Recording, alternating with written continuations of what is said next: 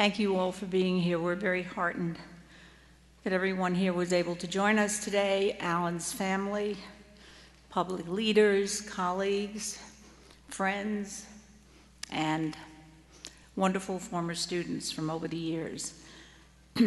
We would have liked very much to have held this event at Eagleton, but we knew we'd need a larger space, so as I think you've probably figured out, we've tried to bring Eagleton here. I hope you'll all try to imagine that we're just sitting in the Eagleton drawing room telling our favorite stories about Alan. One of the hardest tasks Alan left behind was he would have vetoed this whole event. You all know that. But that said once. It was having to determine who should speak at the celebration of his career. So many of you have something you'd like to say, but we couldn't invite everyone to speak, so we've tried our best to create a representative democracy. We're very grateful to all of today's speakers, many who have come, as you'll hear, from far and wide to pay tribute to Alan. After the program here, we invite everyone back to Eagleton for a reception where we have a video camera set up in Alan's office for anyone who would like to record a remembrance, and please do that. Among the many other ways people have chosen to honor Alan's memory and build on his legacy, some of you have already made generous gifts to the Alan Rosenthal Fund for the Study of State Government and Politics that we've established to help Eagleton continue the groundbreaking work begun by Alan. We're very grateful for all your support. And now I'm going to take a few minutes to make some comments about Alan from me. We've gathered to celebrate a career and a life, but first I have to acknowledge the loss and the sadness underlying this occasion. I worked with Alan for 42 years, and I miss him. So does the rest of his Eagleton family. A long history with Alan, a larger-than-life character, has left us with a daily rushing river of memories. What to share today? Alan was fun and funny, a Ringling Brothers clown, literally, spontaneously generous and compassionate, absolutely unceasingly profane, impatient, and for certain, a man of action. Once Alan decided on something, he acted, made the call, arranged the internship, bought the horse and the Chinese restaurant, wrote the memo or the book, volumes of books, actually. Alan Rosenthal, the man, was a character, an unforgettable presence, one of a kind. Today, I've chosen to highlight Alan the professor. Professor Alan Rosenthal was equally an individual, always unique. He was an academic like no other. When Alan died, we were inundated with cards, calls, emails, all manner of testimonials. It would have not surprised us to hear from devoted former students and academic colleagues. After all, for almost half a century, Alan was a highly productive, successful university professor. What was rare and remarkable was the stream of accolades from the big off-campus world, current and former elected officials and their staffs, lobbyists, leaders of public interest groups. It's no secret that politicians and professors commonly keep a distance, regard each other kind of warily. Their styles, the pace of their lives, the way they think and speak, how they measure success or experience professional failure, their worlds could hardly be less alike.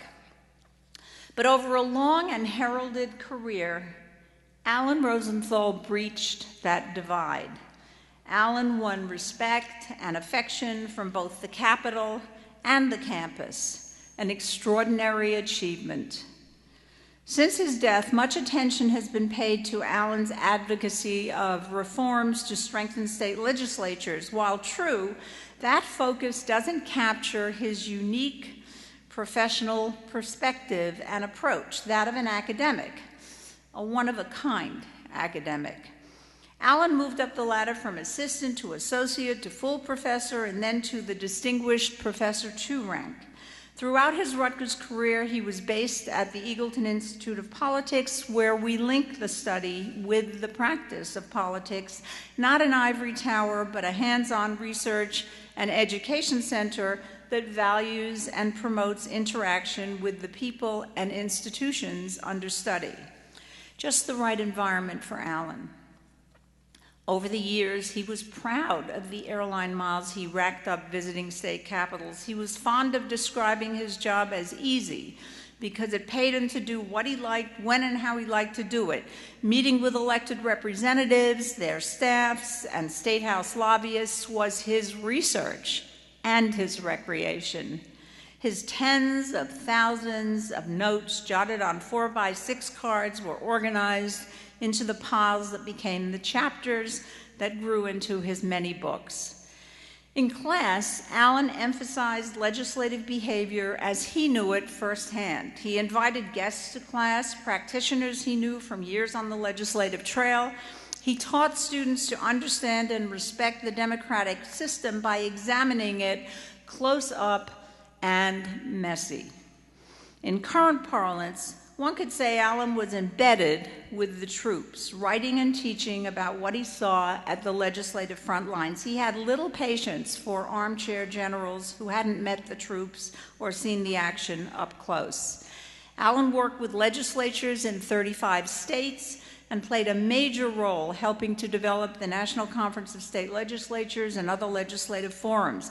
A colleague and I often commented that traveling with Alan to a gathering of state legislators was like accompanying Elvis on tour. In the territory he staked out at the intersection of academe and politics, he was a rock star. How unusual is that image for a professor of political science? One pictures a scholar at a computer designing sophisticated quantitative studies, not one jotting down notes while perched in a van accompanying a couple of Oklahoma legislators to observe a cow chip pitching contest in Beaver, or visiting a sausage factory to discover whether making laws and making sausage really were comparably distasteful processes. Today's professors of political science train graduate students to follow them as researchers and teachers. Alan's former graduate students are as likely to turn up in elective office, directing legislative staffs, lobbying, or as attorneys specializing in government affairs. As it turned out, the Eagleton Institute of Politics, where Alan spent almost 50 years, 20 of them as its director, was the perfect place for him.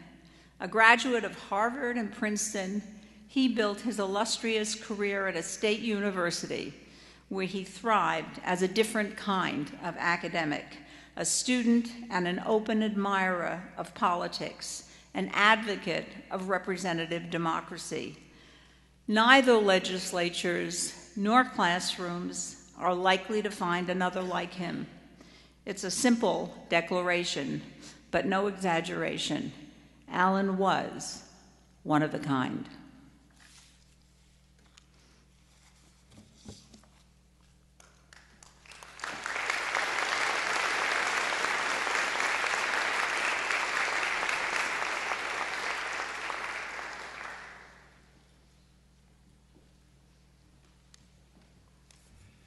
I'm Senator Paul Sarbanes. You have in your program the list of the speakers, so you see there are quite a number, and I've received very strong admonitions of how long I can speak. I'm going to try to observe them, but on the promise you won't tell my former colleagues in the Senate that I've done that. I want to make a couple of sort of preliminary remarks. First of all, I want to commend these pictures to you because the one thing above all I treasured in Alan was his irreverent wit. Well, others too, but and you can see that reflected in these pictures, right, on the cover of your program here today. And also down here, you have Alan telling me and Alan Simpson, my colleague from Wyoming, exactly what we should do. And we've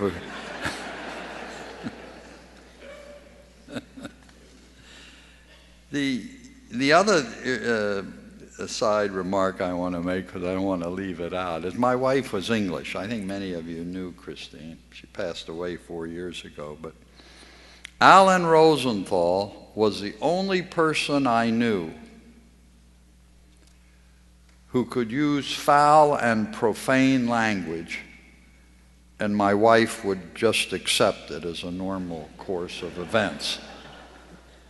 Most people would have got a dressing down for doing that, and they would have been told that the English language is a wonderful language and it has all kinds of words to express virtually anything, and if you can't find a word without resorting to profanity, there's some deficiency in you. But Alan carried the day. I first met Alan when he came to the Maryland Legislature to do a study of the Maryland Legislature. I think that was the second of that series of studies that Eagleton did. In fact, what had happened was in 1966, in 1962, the Supreme Court did the reapportionment decision, Baker v. Carr. And then subsequent to that, the legislatures had to reapportion. So we had tremendous changes in legislatures across the country, including the Maryland legislature. And a lot of new people came into the legislature who were dismissively referred to by the veterans there as the shiny brights.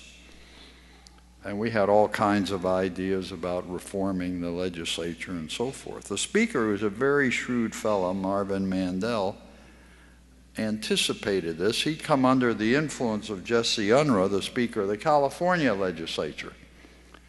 And Unruh was beating the drum for making state legislatures a vibrant political force in the workings of our political system. And Mandel was under his influence and sort of subscribed to this within limits. I mean, he very carefully wanted to protect his authorities. But anyhow, Alan came to Maryland to study the Maryland legislature. My understanding is, I think, we were either the first or the second of the Eagleton studies. Of course, there were a whole series of them subsequent to that. So he showed up in Annapolis and started talking to members of the legislature, and that's when I met him and we struck up this friendship. He had an incredible gift for establishing friendship with legislators. I think one of the hallmarks of his work is how he was, in effect, respected by legislators from all the political parties. And he got along with all of them. It was amazing, particularly in today's climate, to envision someone who could do that sort of thing. And first of all, I thought he communicated to legislators that he clearly thought that what they were doing was important. He wanted to make it better. He wanted to enhance the legislature's role. And secondly, he treated all that he came in contact with respect. He listened carefully. He obviously was focused on what you were telling him. And, he incorporated it into his thinking, and then it was reflected in his recommendations. So Alan came in with this report about what we should do. The study of strengthening the Maryland legislature. That was in 1968, 45 years ago. Alan was 36 years old. And that, I'm going to make Maryland first. I think maybe Rhode Island, but I'll make Maryland the first study. And, a tremendous contribution was built off of that. We adopted his recommendations pretty much as he put them forth. In fact, he established such good contact with the legislature, we'd have some heated argument whether to do something or not. And then someone would say, well, Alan Rosenthal said this is what we ought to do. That was the end of it. That's what we did. Later, I went to the institutes which he held of state legislators, usually down in Florida, as I recall. I think he combined it with his visits to the Ringling Brothers Barnum and Bailey Circus. Alan went to clown school. Not only did he go to clown school, he actually performed as a clown at a circus. I never saw that part of it, but I've always regretted missing it. And also I came to Eagleton many times, and this looks familiar here. I feel like I'm almost back home. And of course, as we all know, he wrote and wrote and wrote. I mean, Alan's got his name on, about 20 books that he either wrote or edited. It's a tremendous contribution. That book, Legislative Life, is really a really fine analysis of the work of a legislator. He was a strong believer in American democracy, which of course was substantially strengthened by his advocacy and by his studies. On the legislature, I was struck when he came to Maryland in his discussion and recommendation how he was able to balance giving each individual member of the legislature a role to play in the workings of the system, and at the same time preserving the necessity for the leadership of the legislature to be able to move and direct the legislature, so it didn't just become chaos. And he was very finely attuned to that. And I always, as I watched him make these recommendations and watched him work, I was always struck by his ability to put those two things together and to explain it to members of the legislature. He understood and respected the legislature. He authored a book, Engines of Democracy, which he carried forward. Actually, because of Alan's work, I, and I think many others, recommended to bright young people that they go to work for state legislatures. When we started out, they didn't think in those terms. And then the state legislatures became professionalized. I had a lot of extremely competent people, and we urged young people to go there and go to work. Let me simply close with this observation. When I would get depressed on occasions in Washington about the workings of the system and everything, I'd call Alan and he'd cheer me up. I mean, Alan would say, well, this is important work you're doing. It plays a big role. This is American democracy at stake. You've got to get it back in there and give it your best. And I got back in there and gave it my best. Now, fortunately, I retired in 2006. I didn't run again. Because I have no doubt, had I stayed on, I would have been calling Alan 5 times a day. Trying to get lifted up so I could go back into the fray. He was a dear and close friend. And I depended on his wise counsel and his very warm friendship, both of which I treasured. We're going to miss him very much. Thank you.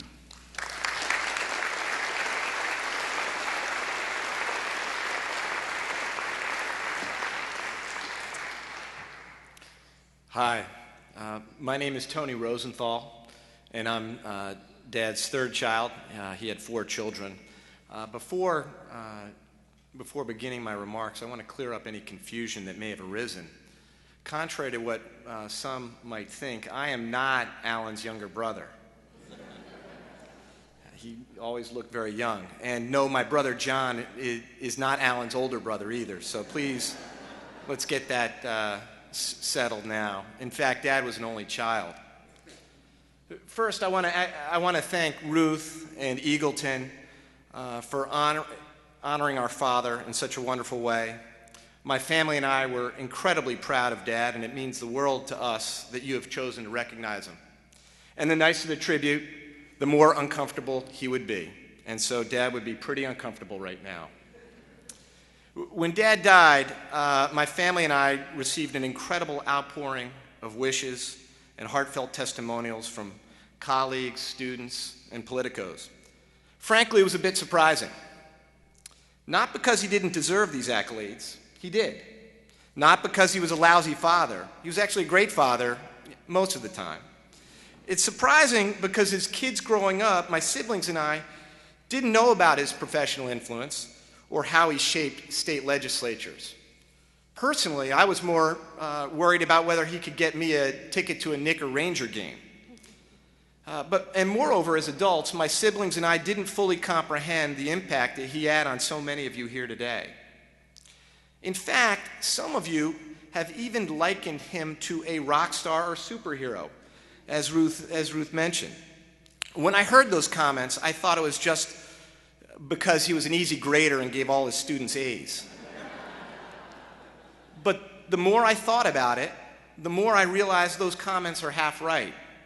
And I say half right, and unfortunately, Ruth, I don't think he was a rock star. Because rock stars smash up hotel rooms. Dad didn't do that. Rock stars eat dinner late. Dad ate dinner at 6 p.m. Rock stars don't do that. Dad would get up in the morning, certainly before rock stars would go to sleep. Dad didn't like loud music. So Dad, I don't think was a rock star. But a superhero, that actually makes a bit of sense. I know it sounds insane, but stay with me for a moment and give me a little bit of poetic license. To his family at night, he was a mild-mannered dad with an irreverent sense of humor.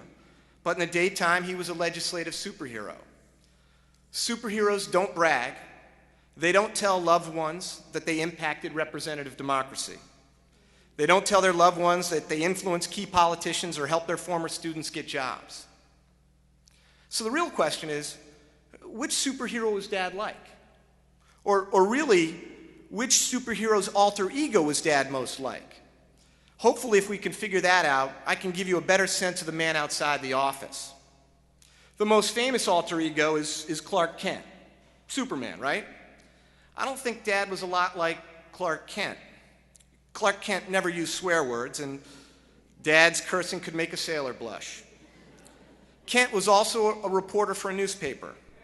And for all you journalists in the audience, please don't take offense, but somehow I can't imagine Dad working in that capacity. I also don't think that Dad would be Batman's alter ego, Bruce Wayne. Bruce Wayne never swore either. Bruce Wayne was always brooding and very serious. At home, Dad could get mad, but he was mostly jovial and he was always making jokes. And with his grandkids, Dad acted quite childishly, which is why he connected with all of them so well. I don't think Bruce Wayne would be good with grandkids. So if not Clark Kent or Bruce Wayne, who then could Dad be like?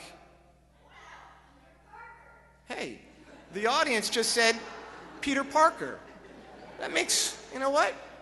Come to think of it, that makes a little bit of sense. First, Peter Parker is a bit nerdy and quite smart. And I'm sure we will hear plenty about Dad's intellectual prowess today, but nothing about any of his athletic accomplishments, and probably for good reason. Second, Peter Parker is also a bit oblivious, especially the opposite sex. It turns out that Dad was occasionally oblivious, especially with the women in his life. Third, Peter Parker has a distinct moral compass. Dad always knew right from wrong, and communicated those values to his kids, and hopefully we have passed on those values to his grandchildren. Last, Peter Parker has spidey sense.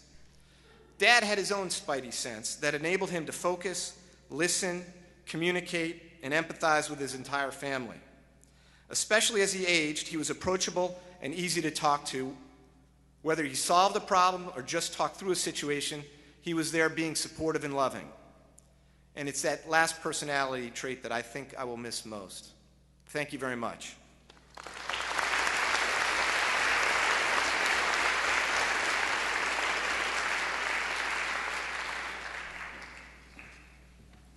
Good afternoon.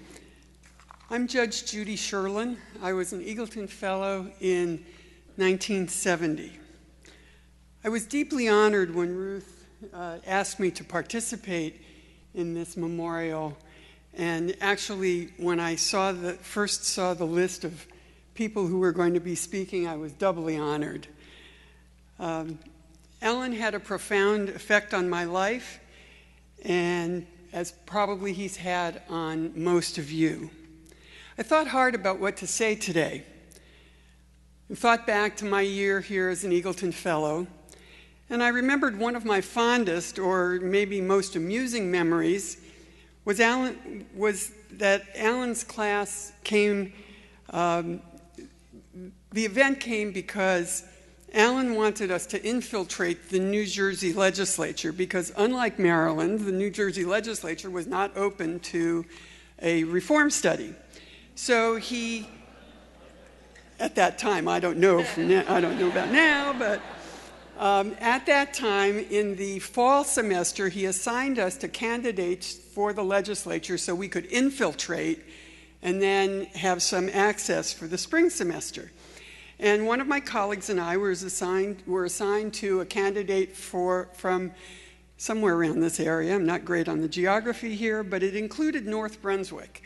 And that candidate assigned us North Brunswick and introduced us to the party chair from North Brunswick, who was the president of a couple of little companies and decided he wanted to teach us Eagleton kids what politics was really like.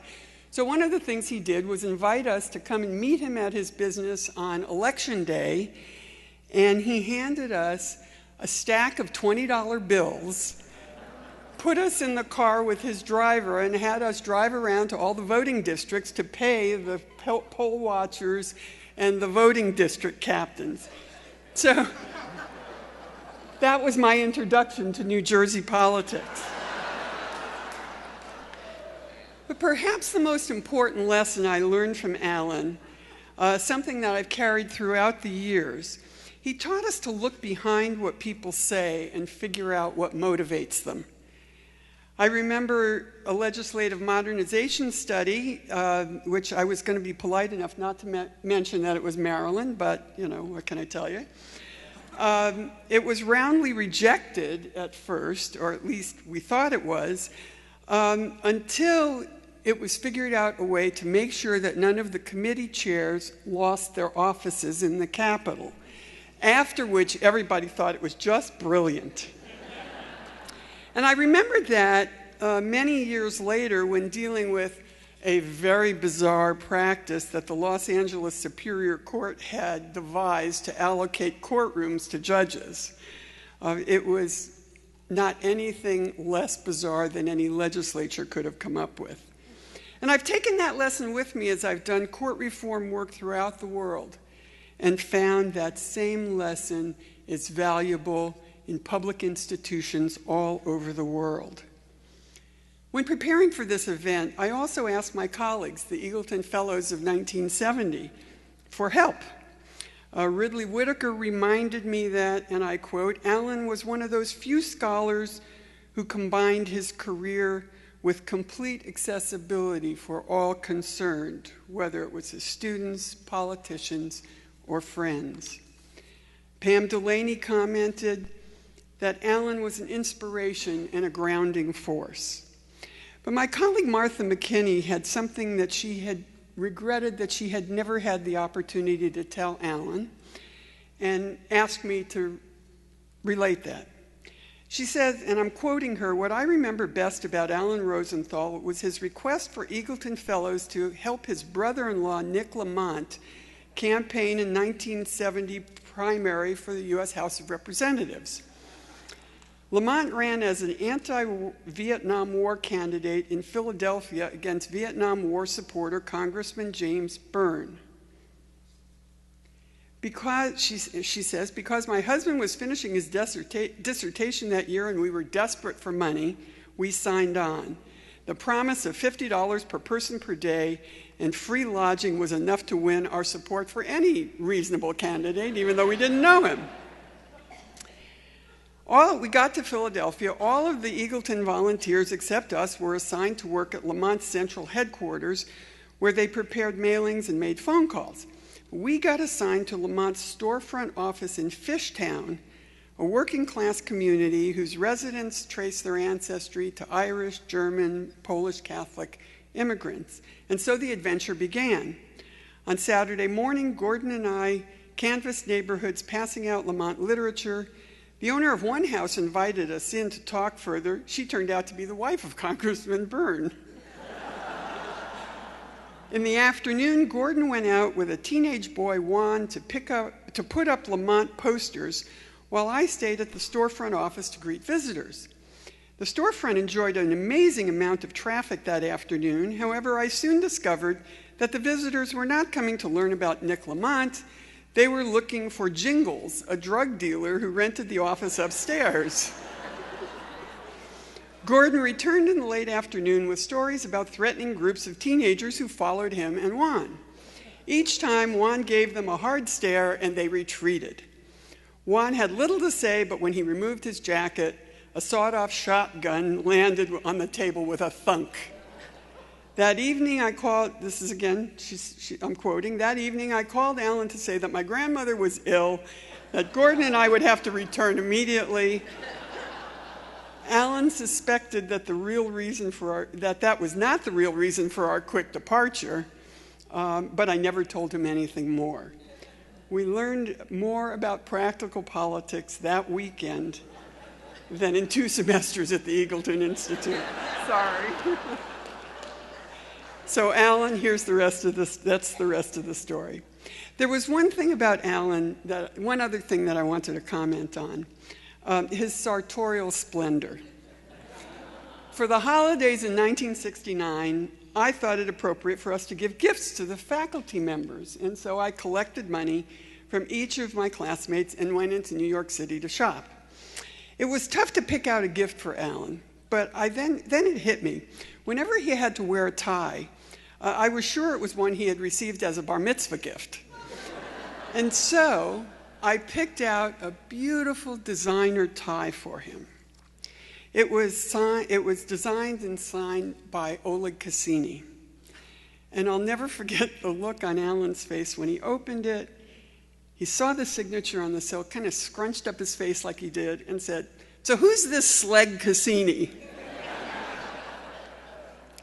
So Alan, I thank you for all that you've done for me, for generations of Eagleton students, for state legislators all over the country, and for the people they serve. Rest in peace.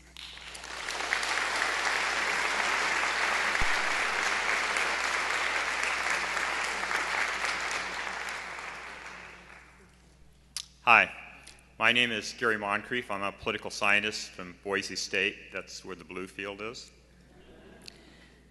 And I've been asked to say a few words as another scholar in legislative politics about Alan's work on the study of state politics. Alan was a true scholar. He thought about important questions like, what is a good legislature? And what does representation mean? And then he tried to answer those questions. Alan read a lot. He wrote a lot. Without ever meaning to, Alan always made me feel like a lazy scholar because he was so active. Alan produced almost 20 books, over 50 book chapters, and another 50 or so monographs, research articles, and magazine pieces. He produced books on state politics generally, on New Jersey politics and government specifically, and comparative work on governors and lobbyists as well. But it is his books that focus on legislatures for which Alan is justly celebrated. In his long and productive career, Alan Rosenthal has been described in many ways. Here are some of them culled from the endorsements from the back of some of Alan's books. Quote, the foremost observer of comparative state government, the most highly regarded academic student of the practical issues swirling around state legislatures, encyclopedic knowledge and unparalleled access to key lawmakers, the guru of state legislatures. I heard that last one many times, the guru of state legislatures, and I am sure it made Alan cringe every time he heard it. If there was one thing Alan never thought of himself as, it was a guru. As an academic, Alan had a unique and very effective style. He took traditional academic concepts and research and melded them with his own particular participant-observer approach, and he wrote so well. Elsewhere, I have described Alan as having the eye of a political scientist and the ear of a journalist. He was one of the best writers as a political scientist I've ever seen. Alan published several important research articles in academic journals in the early 1970s, and he produced a number of monographs that were commissioned studies of specific legislatures, like the Maryland legislative issue we've talked about already, also in the 1970s. In fact, when I was a graduate student, it was through these articles and monographs that I first became aware of Professor Alan Rosenthal. But Alan's true contribution to the discipline began when he published Legislative Life in 1981, a book that's already been mentioned several times. To my knowledge, it was the first comprehensive volume devoted specifically to the topic of state legislatures in almost 20 years. It was a thorough review of everything from running for legislative office to the role of leadership, committees, staff, to the appropriations and oversight functions. Most importantly, it heralded the emergence of Rosenthal's method of research, which he described in Legislative Life as, quote, synthesizing qualitative data obtained in the field with the more systematic data produced by the discipline of political science. This book informed and influenced an entire generation of scholars. It was one of the most important books in state politics for many years, and still today is considered a classic in the comparative state politics literature. It was the book that made Alan Rosenthal a household name, if that household happened to be occupied by a political scientist or a state legislator. In my estimation, there are at least another 4 or 5 books that Alan wrote that are extremely important in the political science legislature. His book on ethics in legislature, his most recent book on governors and legislatures, and a whole series of books on state legislatures, several of which have been mentioned here, The Engines of Democracy, for example. My personal favorite, and I think one of the greatest books ever written by a political scientist, is Heavy Lifting, a book in which Alan tackles the question about what makes for a good legislature. It's an extraordinary volume. Almost all of these books are still cited in almost every political science research article today in one way or another. But of course, what made Alan especially unique was that he was equally at home in the academic world and in the arena of practical politics. He was respected by both political scientists and politicians, an extraordinarily rare feat, as has already been mentioned. Alan was not a guru. I'm not even sure he was a superhero. I'm quite sure he was not a rock star. What he was a whisperer. We are all familiar with the concept of a whisperer. There's this television show, The Dog Whisperer, now. There was a book and a movie called The Horse Whisperer. And it is the horse whisperer image that I have in mind here. A person who has the rare ability to understand, to gain the trust of, and to communicate with an animal in a way most of us cannot do. Alan had this ability with political animals, especially with legislators. Legislators truly liked Alan. They admired his wisdom and his insight, and they trusted him when he made suggestions. He was, I suppose, the first legislator whisperer. Thank you.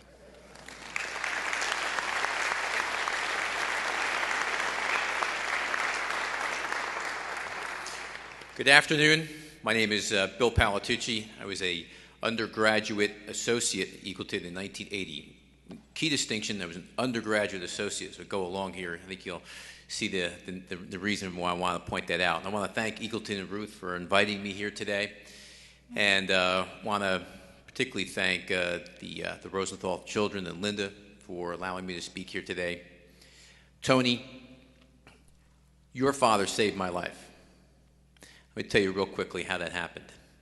Sitting exactly on one of these couches, I think it's so great that they recreated the Eagleton drawing room or living room right here. As an undergraduate associate, which in that meaning I was a Rutgers College senior in '79, going to graduate in June of 1980. So I would spend a lot of time on that couch. And I didn't take Alan's course for some reason. I spent a lot of time with Professor Pomper there, with Professor Plotkin. And so towards the end of the first term, and I loved it, we had these great debates, these great discussions of policy and politics with Professor Pomper's books and Hank Plotkin. It was a wonderful time. Towards the end of the semester, I was busy. I was the president of the Student Government Association. I was engaged to be married. I was rushing out one day. Got off that couch, and if you know how Eagleton is set up, got up, and I'm walking out of the drawing room towards the front door, rushing out. And out of the blue, I didn't know Alan well at that time. I didn't know if Alan knew me. And he stopped me, and he said, "You're coming tonight, right?" I had no idea what he's talking about. And I said, "Tonight?" And he said, "Yes, you're coming tonight. Tonight's the meeting regarding the internships." And I said, "Okay." He says, "It's 7 o'clock. Promise me you'll be there." And he had that look in his eye. It wasn't his devilish elf look in his eye. It was like, "Listen, kid, you're going to be there tonight." And so, and he got very close to me, and he kind of, I can remember this like it was yesterday. It was right up in my face. And I said, "Yes, Professor, I'll be there." He said, "Promise me you'll be here." And I said, "Okay, I'll be there." And it's a long story. I've told the story many, many times in Alan's presence. And so I did. I came back. It was fashionably late. I was underdressed. And I thought it was a meeting with Alan and the other students to discuss the Eagleton internship opportunities. It's not what it was. He had that night, I don't know if they still do it, but what we used to do in this drawing room over at Eagleton, Alan would have all of these different company representatives there offering internships. And the students would show up, the undergraduate associates would show up, and you'd hear what everybody had to say, and you got to pick one. And so, thank God I showed up, because I had listened to the presentations, and there was a young man who made a presentation regarding a new and startup small public relations firm, and was looking for someone who wanted some hands-on experience, and for some reason I chose that person. Some of you will know, actually with two gentlemen there from this company. Some of you in the audience will know those names. They were John Holt and John Neiswager. John has now left us as well. But I went from that, and so I accepted an internship that evening because I was there. What I didn't know was that those gentlemen and their colleague were organizing a gubernatorial campaign for a guy by the name of Tom Kane. So within weeks, I went from that couch to Tom Kane's real estate office in Elizabethton, New Jersey. And so I graduated in June of 1980. In 1981, under Rogers' leadership over there, I was on the Kane campaign as a volunteer.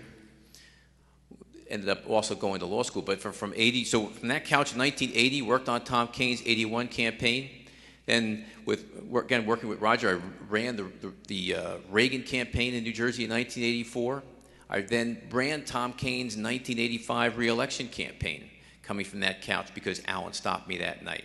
From there, in 1988, I ran Vice President Bush's campaign here in New Jersey. In 1990, I talked Christie Whitman into running against Bill Bradley. In 1992, I ran President Bush's re-election campaign.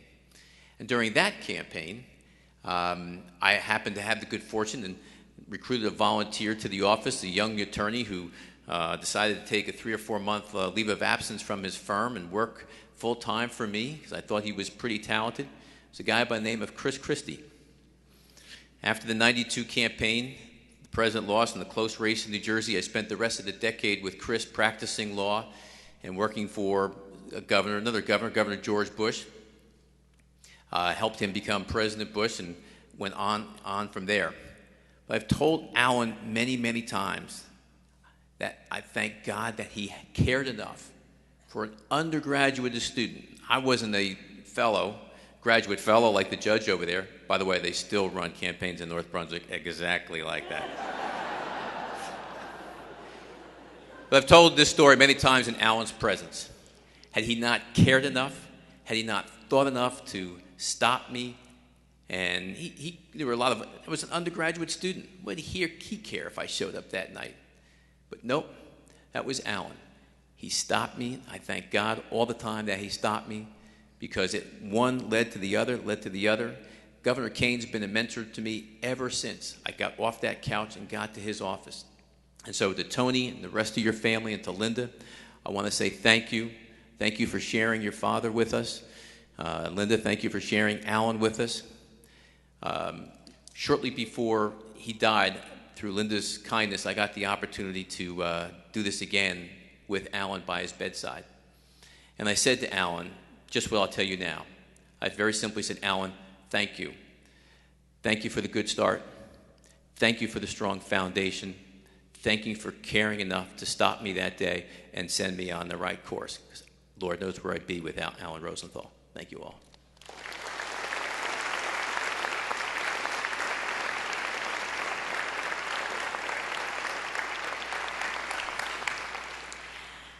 Thank you, Bill.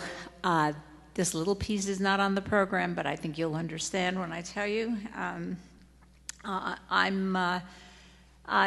rising to say that we want to express some sincere thanks here to the state legislatures in New Jersey, Pennsylvania, and Maryland for offering resolutions honoring Alan and his pioneering work in New Jersey. We owe thanks to Senate President Sweeney and Assembly Speaker Oliver. In Pennsylvania, the resolution originated with State Representative Frank Farry, an Eagleton Fellow from the class of 1998. And in Maryland, our thanks to Senate President Miller and House Speaker Bush. All these resolutions will be available over at Eagleton if you'd like to take a look at them later. I'm also honored to share something from that young man Bill just talked about. A letter from New Jersey Governor Christie, who was unable to be with us today, but sent this message. Dear friends, I am pleased to join with all those gathered today in honoring the late Dr. Alan Rosenthal. As an accomplished educator and leader of public policy in New Jersey, Alan leaves behind a legacy of accolades and outstanding contributions to our state's government. He was a true New Jerseyan who loved our state and committed much of his life to the study of its political institutions. Alan's remarkable journey as a professor and advocate began when he accepted a position with Rutgers University in 1966, beginning a storied career of service that would impact the legislative process as well as the lives of thousands of students. Alan's expertise in public policy was always sought after and deeply valued, not only in New Jersey, but from people across the country. From serving as the director of the Eagleton Institute of Politics to advocating on behalf of state legislatures, Alan's work has made an indelible mark on our society. There are thousands of students who studied under Alan at Rutgers and consider him a mentor and friend, and New Jersey was fortunate to benefit from such a great advocate. Throughout his life, he remained dedicated to the university where he began his career and to the state he called home. On behalf of the people of New Jersey, I extend my deepest appreciation to Dr. Alan Rosenthal for his contributions and unwavering commitment to our state. Sincerely, Chris Christie, Governor.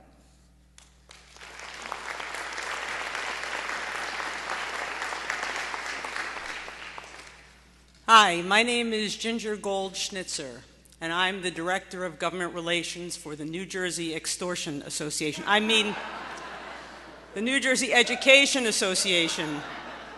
I'm a lobbyist. So in December 20th of 2002, Alan sent an email to Karl Kurtz of the National Conference of State Legislatures. It said, "Karl, I've started thinking of lyrics and will consult with some talented people I know in New Jersey, former students. We will see how far we can get." And then he set forth this poem, and he closed the email, "I have finally found my calling, Alan." I was particularly honored, and I have, with great gratitude to Ruth Mandel and Kathy Kleeman, who approached me a few weeks ago and gave me the opportunity to finish the work, the project, that Alan began over a decade ago. It's a song called "That's Democracy." Why can't people all agree? Because they see things differently. Because they see things differently. Well, friends, that's democracy. How special are those interests we see? They're very special, 'cause they include you and me. Yes, they're very special, 'cause they include you and me. Well, friends, that's democracy. That's democracy. That's democracy. A place where people see things differently, where special interests are just another name for you and me. Well, friends, that's democracy. Do legislators care for their constituency? You bet they do. Otherwise, they're history. You bet they do. Otherwise, they're history. Well, friends, that's democracy. But it takes so long to get things done, because you need 50% plus one. You gotta get there, and some say that's what makes it fun. Well, friends, that's democracy. That's democracy. That's democracy. A legislator and her constituency, we're getting things done. Hey, it don't come easy. Well, friends, that's democracy. The system ain't perfect, and it never will be. No, the system ain't perfect, and it never will be. It's messy, it's human, but it works remarkably. Yes, friends, it's democracy. It's democracy. Clap your hands, it's democracy. No, it ain't perfect, and it never will be. It's messy, it's human, but it works remarkably. Yes, friends, it's democracy. Sing it with me, it's democracy. It's democracy. It's democracy. No, it ain't perfect. No, it ain't perfect. And it never will be. Never will be. It's messy, it's human, but it works remarkably. Yes, friends, it's democracy.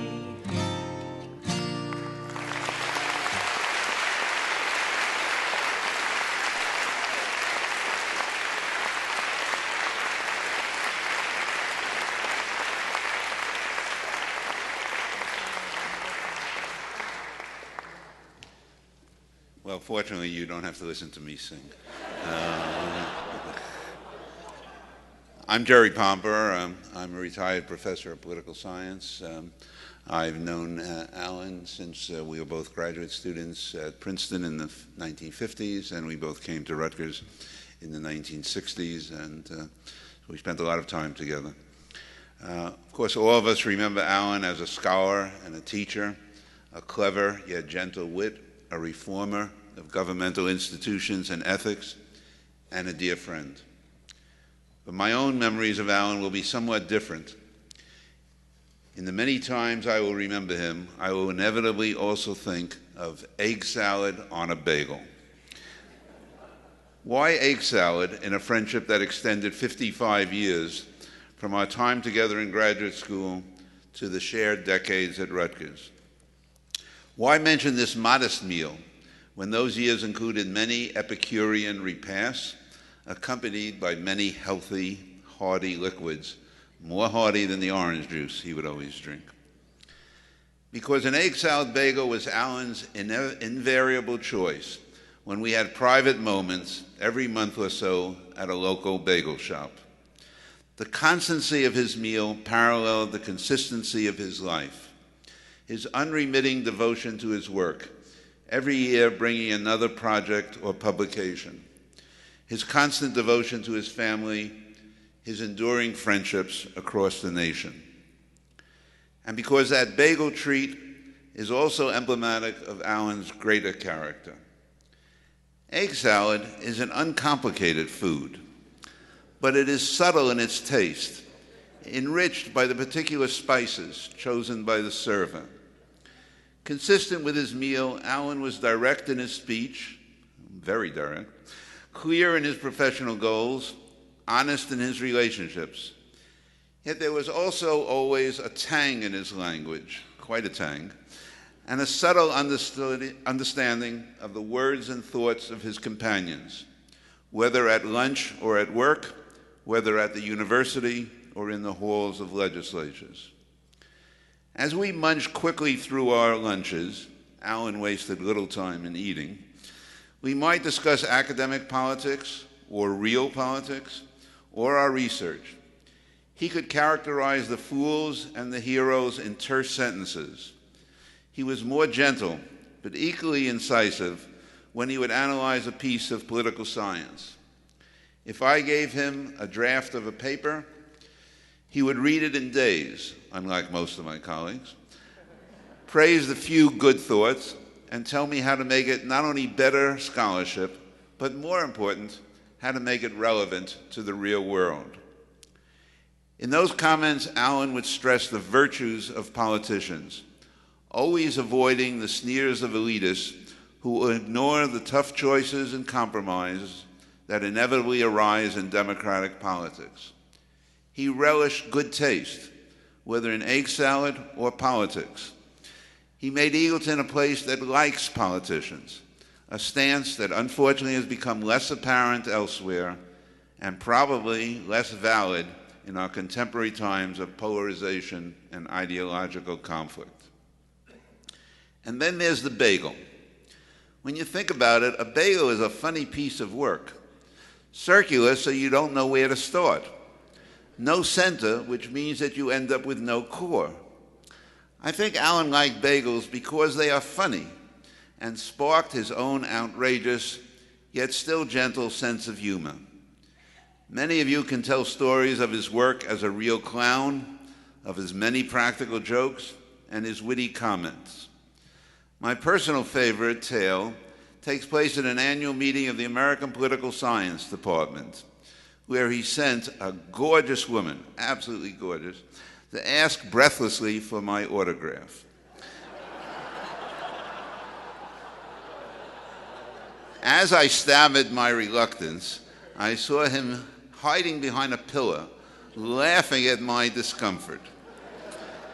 Fortunately, I avoided the surrender of either my autograph or my virtue. We ate our bagels in an unpretentious walk-in at a conventional strip mall, on paper plates at a Formica table, our companions more likely to discuss Game of Thrones than Senate filibuster. Yet that too fitted Alan. Economically well off, Alan personified American egalitarianism.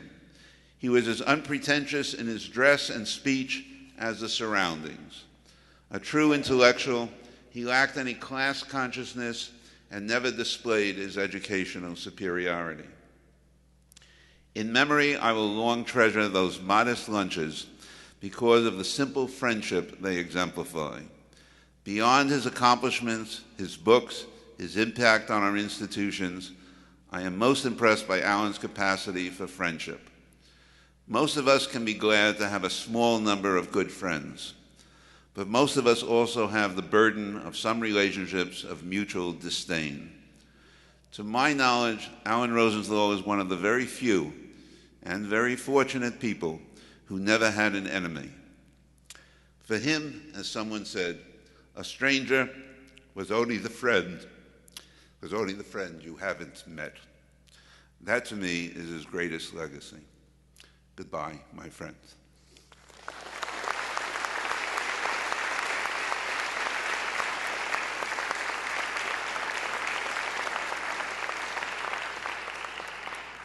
My name is Susan Fuhrman, and I had the privilege of working with Alan for 17 years. In 1976 and 77, he served on my dissertation committee at Teachers College, Columbia University, where I am now the first alumna to serve as president. My advisor, Donna Shalala, invited him as an outside member of my committee. Needless to say, I probably had one of the most enjoyable and lighthearted dissertation committees in TC history, as Alan always brought his unparalleled sense of humor, as well as his deep knowledge of the New Jersey Legislature, the subject of my dissertation on school finance. After a postgraduate year as a TC instructor, I joined the Eagleton staff, first at COP and then working with Alan on studies of legislative education leadership and legislative oversight. What an amazing mentor. He taught me so much about careful research as well as about productive schmoozing. I learned to love legislatures as he did, and I even learned to love going to state capitals, and maybe with the exception of Topeka. The capitals at the top of Alan's index of state capitals, as well as those at the bottom. Do you remember the NICE index? I think it's nourishment, inspiration, convenience, and environment. Nourishment for the food in the state capital, the restaurants, inspiration for the culture and the entertainment, convenience for nearness to the airport, and the environment or climate. I remember that Atlanta was at the top.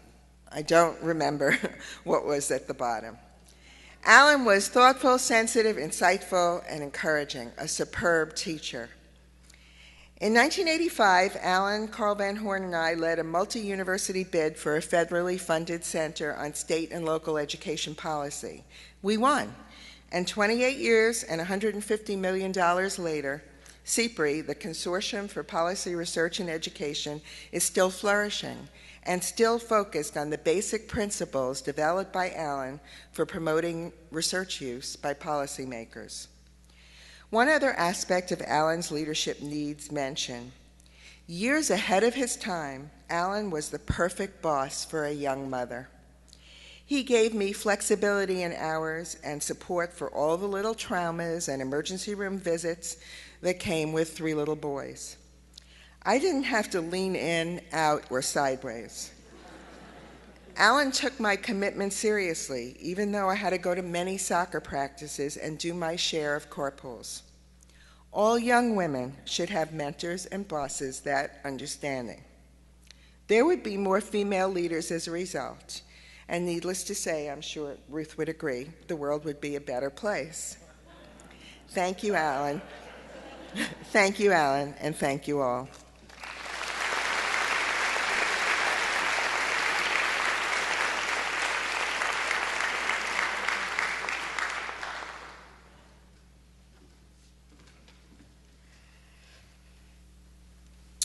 Hello, everyone. My name is Abdur Yasin, Eagleton Fellow, class of 2012-2013. As one of Professor Rosenthal's students that would be in his final legislative policy-making class, what I remember the most about him is his commitment to his students. Throughout the semester, he always brought his A game. His classes were engaging, and while he had a remarkable career, we would all agree, he really wanted to hear from us. I recall after one of his classes, I felt particularly inspired to speak with him about the possibility of running for public office in the not-so-distant future. my thoughts were really centered on maybe county level office after I graduate.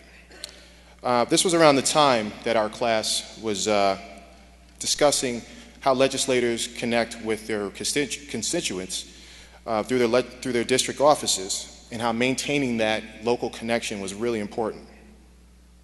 So I went to his office unannounced. The door was open. He was sitting at his desk doing some work. I asked if he had a few moments, and he said, sure. I explained my interest in exploring a run for public office, and if he could discuss with me where to start.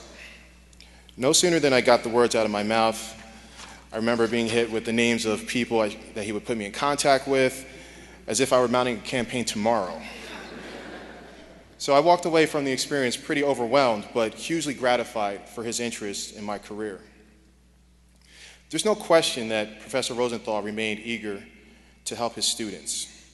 We talked about a lot of other stuff, including how the 2011 redistricting affected me personally, literally cutting my street in half between 2 congressional districts. And why he himself never ran for office, despite being so passionate about politics. Nevertheless, each time his door was open. It was always open. And there were other times that he and I would just walk off to the side and just start chatting. I even remember getting responses from him via his BlackBerry. So the last time we spoke, he asked about my placement at the Office of Legislative Services and how it was going. So in sum, he still remained interested in spite of dealing with more pressing matters. You know, at times when we are sick or we know something is wrong, we often keep what's ailing us to ourselves so not to alarm the ones that we love and those that we care for. I feel Professor Rosenthal remained committed to his students' success in public affairs with the same vigor he had throughout his entire career, including in his last days. There's no question the man was committed to public service in our political process, and not everyone has to run for office in order to do so. But he should also be remembered how dedicated he was to his students.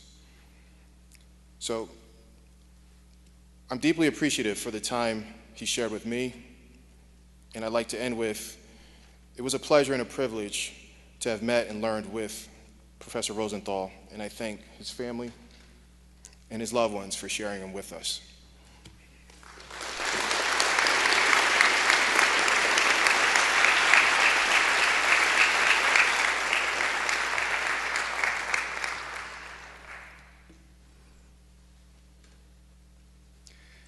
I'm Karl Kurtz with the National Conference of State Legislatures, and I'm here today on behalf of our Executive Director, Bill Pound, who regrets that he cannot be here, and lots of other colleagues at NCSL who were greatly inspired and influenced by Alan Rosenthal. Now, no offense to this outstanding lineup of speakers here today, Alan's friends, colleagues, students, and family. But there are a lot of us doing a lot of talking. When I sent the list of speakers to one of my colleagues at NCSL who could not be here, he responded by saying, "It's a good thing Alan isn't on the program, it would be even longer." But in truth, if Alan were here, I expect he would have gotten up and walked out by now. Not out of modesty, but rather out of impatience with long-windedness and scholarly malarkey. Not that any of us have engaged in that. Michael Fisher, retired director of Project Citizen at the Center for Civic Education, recently wrote, "Several years ago, I was sitting next to Alan at a conference as an eminent legal scholar delivered a pontifical, rambling lecture on the American Constitution. Alan sat listening intently for quite some time and then turned to me and said in a rather loud whisper, 'What the fuck is this guy talking about?'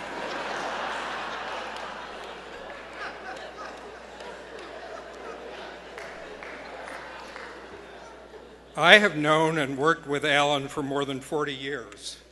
He was a mentor, a colleague, a collaborator, an inspiration, and a treasured friend. Many of you have read NCSL's tribute to Alan in the magazine that's outside. We began preparing that tribute early in 2013 when we knew that Alan was seriously ill, but we had no notion that his cancer was terminal and that he would die right before its publication. I feel fortunate that Gary Moncrief and I completed our draft of these articles in the late days of his life, and that Linda could read them to him when he could no longer do so himself. Alan knew about our plan to celebrate his career. In fact, he enthusiastically joined in planning the tribute. In a lengthy telephone conversation that I had with him, and by the way, one of the great treats of my life are the phone conversations that I had with Alan probably once every 6 weeks, and so many of you in this room had similar conversations, and Ginger, I well remember the phone conversation that preceded that email and the song where we talked about what we really need is a good popular song talking about what's right about representative democracy. So thank you so much for bringing that to life. But we had this phone conversation where we developed a list of 65 current and former state legislators, staff, governors, members of Congress, political scientists, and former students who might be willing to comment on Alan's influence on them. I proceeded to write to this list of dignitaries, many of whom are here on this stage, and astonishingly 50 of them responded with eloquent, heartfelt, amusing comments about Alan's impact on their own work, life, and careers. Those testimonials formed the basis of our tribute. Now, I'm not going to repeat our celebratory words today, except to say that this consummate scholar at a small public policy institute in New Jersey had a remarkable impact over nearly half a century on state legislatures all across America. He helped these institutions and the legislators and staff who inhabited them to build their capacity and become mature instruments of American democracy. One of my favorite quotes from public officials Alan had known and influenced came from John Engler, former Michigan State Senate Majority Leader and Governor, and now President of the Business Roundtable. Here's what he wrote. Federalism in the 20th century owes a debt to the life's work of Alan Rosenthal. His faith in the importance of state government and state and local decision-making led him to report on and write about leadership and creative problem-solving in 50 states. He inspired many to imitate the successes and more than a few to go where none had previously gone. I know, because I was one who read Alan's work, didn't wait for Washington, and in the end made a small difference. So in that same phone conversation back in February, Alan summarized his outlook on his career. Here are his words. My overall goal was to teach about the legislature, to my students, to legislators and staff, to governors, and to lobbyists. I wanted to remind the public officials among them who they are and to reinforce their institutional sense, to help them recognize that they are custodians of the legislative institution. As far as political science goes, I didn't care anything about affecting it as a discipline, but I did want to affect political scientists' understanding of legislatures. Well said, Alan, as always. I can offer no greater tribute than to say that he succeeded in meeting these admirable goals.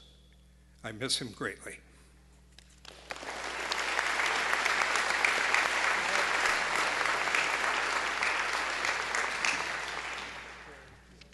Good afternoon. My name is Sean Massey. I was an undergraduate associate at Eagleton 1998 to 2000. I'll say it's an honor to be here, of course. A tremendous honor to have actually been given one of the red seats. I was in that classroom for years. I could never score one of these seats. it was just that much more important to some of my peers, I guess, and I never, so it's a crowning moment, really. So Alan mostly knew me as the student who would be reading the daily racing form before and after his class in one of these seats at the back, never during his class, but I would have the racing form with me. So I expect he wasn't too surprised when I approached him one day about trying to secure an internship abroad to check out the horse racing scene in Ireland. Figured that would be a good idea. He listened and he thought it was a good idea. He agreed with me. He said, "Okay, you're a kid who likes horses. Let's go where some of the good horses are." And believe it or not, he just happened to know a former, not a horse racing guy, that would have been a little too scary. He knew a former ambassador to Netherlands, of all places, and he called him on the spot and said, "I'm trying to get a kid to Ireland." Caught up with him, like I said, and 6 months later, I was off on a plane to Dublin and working at the U.S. Embassy, which is to say that I kept regular hours at the off-track betting shop around the corner from the embassy and spent as much time as I could at the races. So he put that all together. When I returned, because you go on these internships, students remember you have to write a paper to earn your credits. I made a real impression on Alan with my paper detailing the critical counsel that I had provided to staff during the peace talks that were negotiated in Ireland that year. Somebody's got to make the photocopies. I did it really well. And I presented my paper to him, and couldn't have been more than 2 or 3 days later, I get it back, and with his red Sharpie, "What horse shit." I hope you made some money at the races. That's it. And he gave me his version of an F, a B+. So I take it. I will take it. That never would have flown with Pomper. Pomper would have cut me down. So I got by. And of course, we kept in touch, and years later, I convinced Alan to join in with me on a partnership to buy a horse. As many of you know, Alan had made an absolute killing with his Chinese restaurant in Washington, D.C., P.F. Rosenthal's. And he was eager to put his profits back into the economy. So one evening, over way too many Flying Fish beers with his buddy Joel Stearns, a lot of you guys remember, it was agreed that we go and get ourselves a horse. We bought one a few months later, and we named her Pretty Partisan. Pretty Partisan was a lot like Alan in that she was not the flashiest or the fastest sort, but she still thought very highly of herself. And on occasion, she did put forth remarkable effort. She made us some money, which was great. So we went and we bought more horses over the ensuing years, and we raced them up and down the East Coast at places like Belmont Park, Saratoga, Aqueduct in New York, Monmouth Park here in New Jersey, and as far away as West Virginia. And we had a lot of fun. And unfortunately, Alan was not an actual horse whisperer. I needed him to be a horse whisperer, desperately so. He was more of like a horse screamer type. Sean, we need these horses to do better. I need them to win. People are judging me based on what these horses do. It's like, okay, I'll try. You got to talk to these horses, and I would. But he just had an uncanny ability to see the big picture and help push through any mistakes or setbacks, and sure, we had plenty of those. And he really made our stable go. He got our stable up off the ground.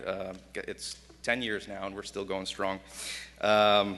As many of you here know, you just can't ask for a better guy to have in your corner. I'll close with a story. Alan and Linda were up to Metuchen to meet our new baby Nell. Kate and I had a daughter, Nell, and this was at the time when Alan was the 11th member of the Legislator Redistricting Commission a couple years back. So we're having bagels. Jerry, you like this. We're having bagels. I knew I'll keep it simple. Alan likes bagels. And Alan is getting crumbs everywhere, right? It's all over, the entire apartment, it seems like. We're still finding them from that visit. And his phone rings, and he's sitting back, and his phone rings, and so he takes out one phone. Okay, no, it's not. He takes out another phone, so he's got the two phones working, and he's trying to figure out which one is ringing, who's trying to talk to him, and he finally does make sense of it. He quickly takes the call, and he said, "What's with the two phones?" Alan, as he did, he ignored me, and he looked over at my daughter, Nell, and he said, "Nell, you need to know that I'm kind of a big deal." And then he paused, leaned back into his chair, and gave his big "what a joke" laugh with the bagel crumbs flying everywhere. And of course, we all know that Alan was a big deal, the best kind, really. He was a mentor and a friend who taught me about integrity, humility, and showed by example what kind of joy a person could have with family and pursuing one's own goofy path. Always curious, always open to sharing and helping others on their own great adventure, and of course, knowing how to have a laugh. That I got to share in some small way in his journey was a blessing in every sense of the word. Thank you.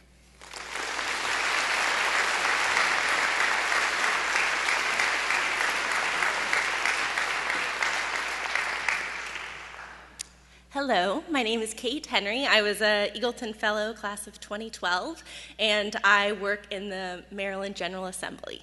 I was first introduced to the words of Alan Rosenthal through Gary Moncrief as a freshman political science major at Boise State. While I knew I wanted to be involved with government, I was unaware of where in the process I would have a positive effect on policy, as we all want to have in this crazy process. Rosenthal let me learn about how intricate, crazy, and wonderful legislatures truly are. Based on Moncrief's recommendations and the word I read of Rosenthal's in all of his great books, I decided to move from Idaho to New Jersey to pursue a master's in public policy under the advisement of Alan and the Eagleton Institute. It was such a treasure to have Rosenthal not only as a professor, but an advisor and a friend. During my time in New Jersey, and now in Maryland, I often get asked, why are you here? How did you get out here? And the answer is always Rosenthal. When entering Rosenthal's office for a simple 5-minute conversation or to get him to sign a form, I would always exit an hour later with 5 or 6 note cards filled with his notes of random things I should read or New Jersey facts I must know and commit to memory and then recite back next time I see him. I still know way too much about New Jersey. To me. Rosenthal has been one of the most profound influences in my life. I now have a job I love, and I get to learn more about legislatures every day. From the words in his books to his lectures in class, I would sit right there with my cup of coffee and just enjoy sucking up any knowledge he was wanting to share with us, to a conversation over a beer. He always had wisdom and a smile. Alan shared the love of legislatures with me, and I truly thank him. And hope someday I can return the favor and introduce someone to the works and ideas of Alan Rosenthal. Thank you.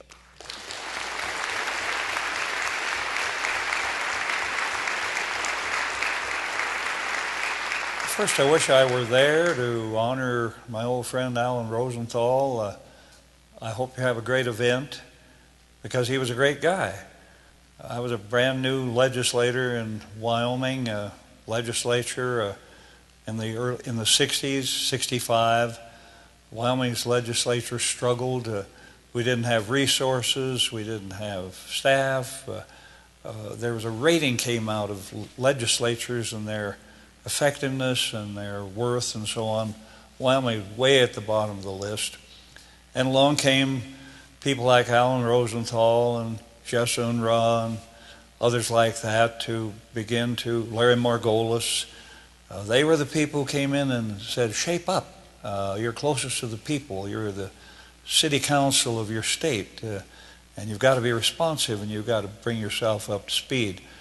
And the Eagleton Institute, and then I was selected along with Malcolm Wallop, who served with me in the U.S. Senate for 16 years as outstanding legislators from Wyoming. And there we met Alan at some forum. I can't remember where it was. I think West Palm, the MacArthur Institute. He was always messing around. He was everywhere. He's scattered all over the U.S.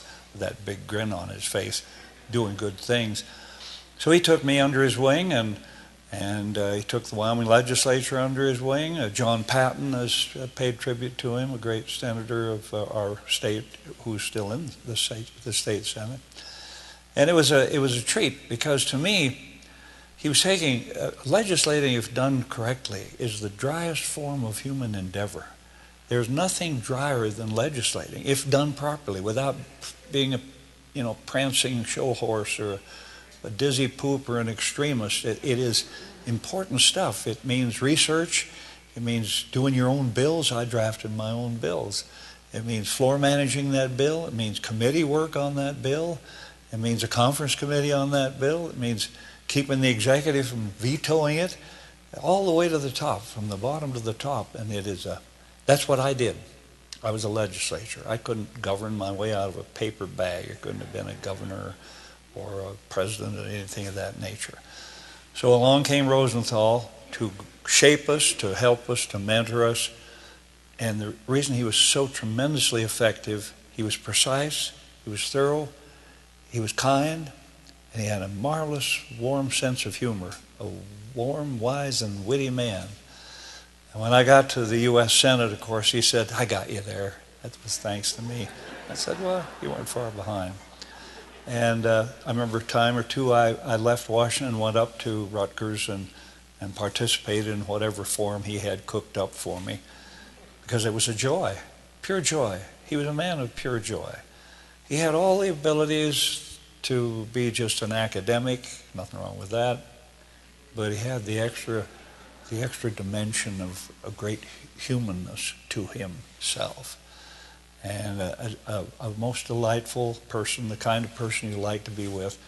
So as you commemorate him tonight, and on this day, whenever this is tuned up in front of you, just remember that he made a difference in so many ways in the United States, and he made a tremendous difference with me, because he enabled me to become a more effective legislator. And when I got to the U.S. Senate for 16 years, that's what I did. I dealt with all the hot stuff. Everything I touched was filled with emotion, fear, guilt, or racism. Immigration, Social Security, veterans benefits, nuclear regulation, the whole works. And because of the skills and the mentoring of Alan Rosenthal, I was able to better do that job. I defined him as the wizard, and he was the wizard. And he was a tremendous force in my life, and I shall miss him. And so will you. God bless him.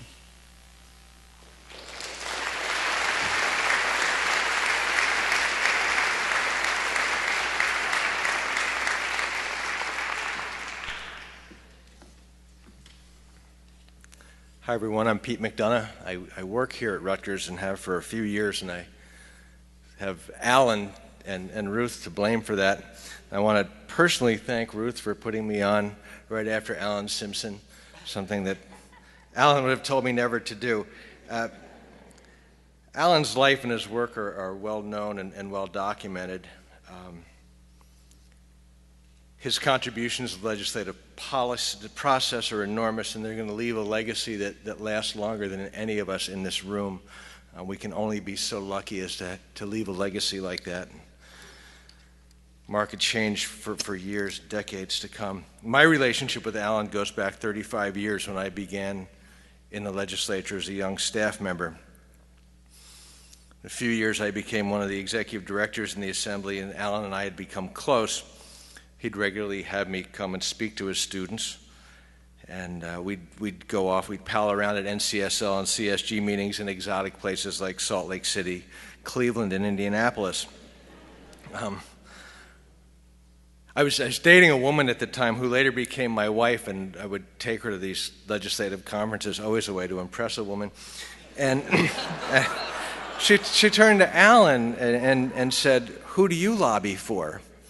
And he just looked at her and he said, "All things good." And being at those meetings with Alan was like sitting at the cool table in the cafeteria. Some people would say rock star. Everybody loved him. Everyone wanted to be close to him. I think that a big part of Alan's success with legislators was that he recognized and cherished the notion of a citizen legislature. I think that for Alan, professional legislators was anathema. He liked the idea that the guy who owned the hardware store or the woman that ran the small business in town, that these were the people who made up the legislature. He understood that legislators were just people trying to balance personal, family, political demands along with trying to do the right thing. He didn't build them up. So many people build up our elected officials only to knock them down, and he didn't knock them down. He just loved and respected them, respected the legislative process for what it was, a process where people of goodwill came together and tried to make a difference. I don't think I ever met a person who was better natured, more even-handed, and more even-tempered than Alan. I can't imagine what it must have been like to grow up in his house, because I loved his irreverent sense of humor. I loved his purple language, and the highlight of my day at Eagleton, I, along with Speaker Doria, have been teaching at the Eagleton Institute for about 12 or 13 years now. The highlight beyond the meals and the students is to spend an hour or so with Alan every week, and he would teach me lessons. He would teach me how to deal with precocious PhD students. There are a few of you in this room, you know who you are. He would also talk to me about how to bring out a shy student who was sitting in the back and draw that person out and into the discussion. I never took a class from Alan, but in more than 35 years I learned so much from him. I learned how to bring, how far to let Eagleton Fellows hijack a discussion before you brought it back. I learned that big words and big thinking were two very different things. I learned that while preparation was fundamental, enthusiasm was essential. And I learned the way to survive Eagleton receptions was to hobnob with everyone, Eagleton programs was to hobnob with everyone at the reception, get to the peanuts before the other people did, and never, ever walk through the door to the drawing room when the program starts. New Jersey is a better place because of Alan Rosenthal. Our governing processes are better because of Alan Rosenthal, and I have a richer life because of Alan Rosenthal. Thank you to the family for lending him to us.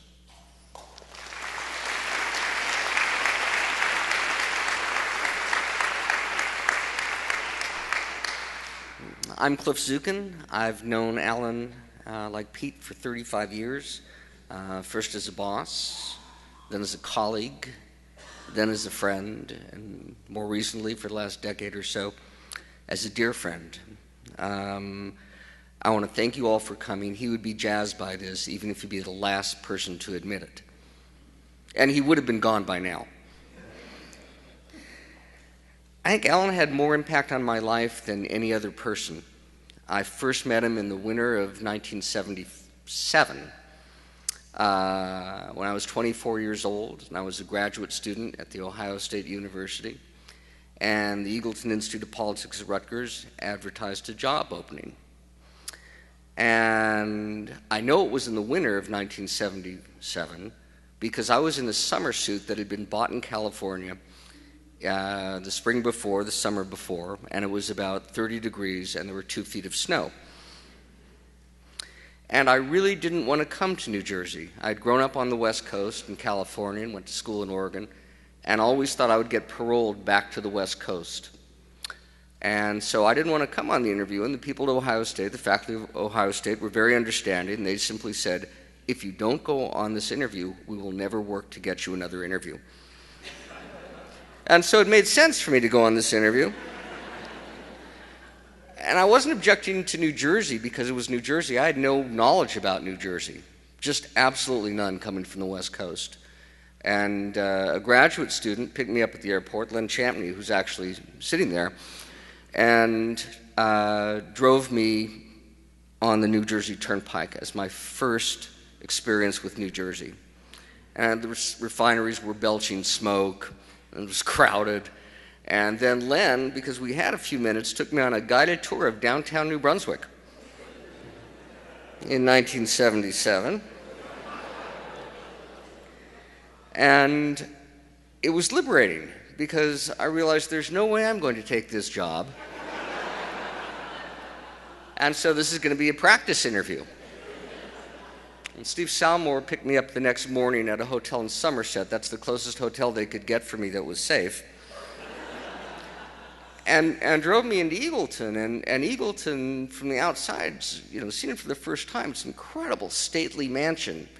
And it's absolutely glistening in snow and pure and austere. And I'm thinking, I can't have a worse fit anywhere in my life with this. And so we walked in to the foyer, to the opening, and we started walking up the stairs, and I hear this loud bellow that goes, "Holy fuck!" And I continued up halfway through the stairs, and I saw this guy in a Hawaiian shirt in winter and dungarees, and I turned to Salmore and I said, "Who is that?" And he said, "Well, that's Alan Rosenthal. He's the director." And I thought, I might be able to work here. Rosenthal was the most complex and fascinating character I've ever met in my life. And what a joy he was for those of us who were able to work with him. He had tremendous energy. He was engaging. And he had a way with people. My wife, Debbie Walsh, said Alan used to make people feel special, like they'd known him for a long time, even if they had just barely met him. And that was true. People gravitated to him. He was a charismatic figure. And as Ruth said, he was inimitable. There was nothing like an Alan Rosenthal. I could start by describing, as so many have, as irreverent. He was a contrarian with an acerbic wit. And he loved poking fun at orthodoxy. I read online the Star-Ledger obituary that was going to come out in the paper, and it talked about Alan as a quiet, professorial person. And I ended up corresponding with the person who had written that, and I said, well, I don't think that's it. I think you've missed the essence of the person. And he said, well, how about if we describe him as modest? And I said, no, that doesn't really help. You can say, if you want to call him modest or quiet, you can say he was that in public. And so that's what he did. That's the one that came out in the paper.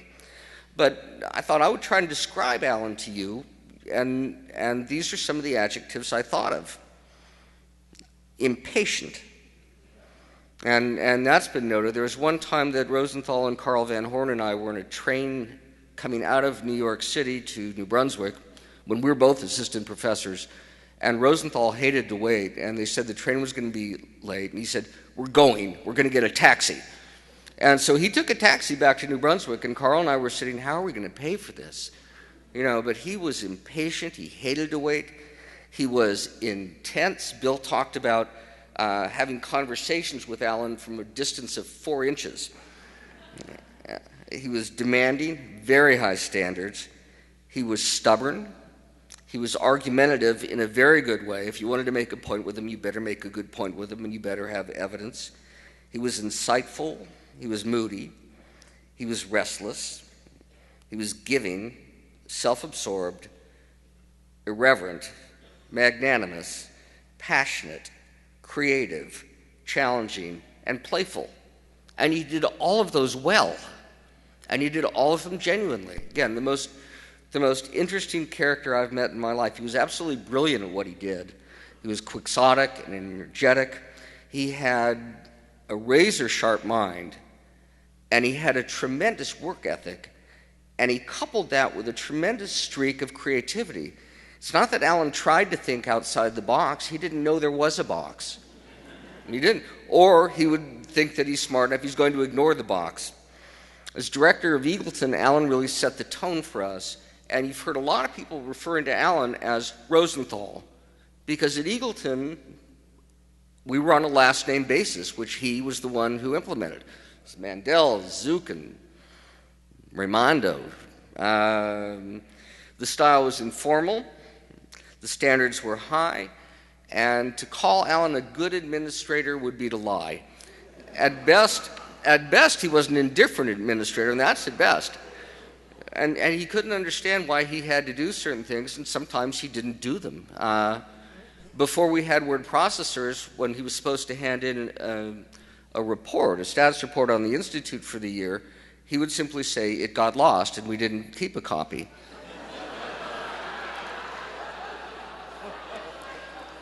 After that didn't work, what he would do is just change the title page and submit last year's report under the same sort of heading. But he knew what mattered. He was a strong director. He had vision. He had confidence in the people that he hired and had around him, and he was secure enough to let us go off and do things. And there wasn't a problem with the strong people he gathered: Susan Fuhrman, Karl Van Horn, me, Ruth, obviously. And he also trusted us to do things. He gave me the poll to run at 26. He gave Karl Van Horn the education program to redo in his late 20s. And he kept all the pressure off us. I know that when I was running the poll, he got pressure from inside the university, from the president of the university, and he got a lot of pressure from outside the university. None of that ever got to me. The worst he would do is he'd say something like, "Are you sure about this?" on Kane and Florida that we had even and too close to call. Or when we had Lautenberg ahead of Fenwick, he'd say, "Are you sure about this?" And I'd say, "No, I'm not sure. Can't predict the future with polls, but here are the reasons." And he was fine, and he protected us. He was also one of a handful of people I would go to with increasing frequency as the years went on for advice. I trusted him. I knew he would give us his best judgment, and he had the greatest gut of any person I've been around. As a political scientist, he was absolutely ambivalent. Susan Fuhrman talked about the nice legislature. Well, Alan was very concerned, and Senator Simpson talked about rankings. Political science was going through a quantitative period where everything was being ranked. And Rosenthal thought it was the silliest thing in the world. So he made up the nice legislature. And he first started by saying what people want is a legislature that's nice, where it's warm, it works well, a legislature they can hold to their bosom. His words. And so he decided how to operationalize the nice legislature. N was for nourishment. So he counted up the number of stars in the mobile guide in the capitals. I was for inspirational, which was the record of the college football teams. C was for convenient, which is how easy it was to get to from Newark Airport. And New Jersey wasn't first because you had to go out of the state before you came back to it. And E was for environmental, the number of days, the sunshine that he had. And at the end of the piece, he concludes, these rankings may or may not mean anything, but they're extremely scientific. He didn't take himself seriously, but he did take his research seriously. He's the most productive academic I've ever seen. He wrote a book every 3 or 4 years, and he did that into his 70s. You know how hard it is to write a book? And Rosenthal would do it the same way every time. He would set up field visits with legislatures in Wyoming or in Florida or in Massachusetts, and he would go and listen. And the 4x6 cards are not a joke. He would take all his observations on 4x6 cards, and when he finished his field work, he'd have hundreds of them, maybe 100, maybe 150, and then he would sort them, and he would sort them again, and there would be rubber bands on the piles, and those were the chapters of the books. And he basically was the best empirical research scientist I've ever seen. And his productivity amazed me. Legislatures, as everybody knows, were his passion. He loved them. He wanted to make them better in the furtherance of representative democracy. But one of the things with Alan was the way he approached legislatures was with great empathy and great affection. He saw these people as trying to do the best job that they could, doing something that was very, very difficult. And trying their best, foibles and all, he had the notion that even the most villainous person there, the biggest rascals, had some virtues, and even the most virtuous had some flaws. And that came through in his writing. He had more impact as a social scientist than anybody I've ever seen. And I think that Alan would be proud that he was able to live his life with meaning and purpose. He took academic life and he bettered it for those of us around him, and he did it almost always on his own terms. His was a life very well spent, and I thank you for coming because that validates his choices. I'm going to miss him tremendously. He was just one of a kind. Thank you.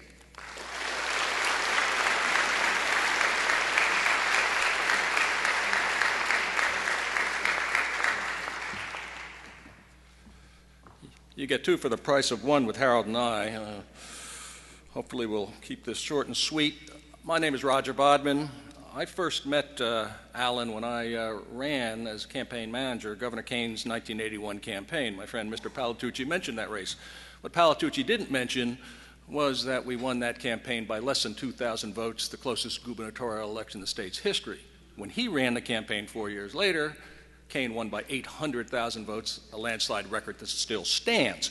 Now, why do I say that? Because it was all the more surprising to me in the late 1980s when Alan Rosenthal asked me to teach a practical, hands-on campaign technique course on political campaigning at Eagleton, along with my colleague Harold here. You know, with that mediocre gubernatorial record, Bill, why didn't he ask you to do it? Anyway, you know, the one thing that one story that jumps to mind on that, with regard to the 20 years that we spent, of course, Rosenthal said, no, you only have to do it 1 or 2 years, that's it. It's only one night a week, just the fall semester. 20 years later, we're still at Eagleton. And by the way, the most rewarding experience of my life, I might add.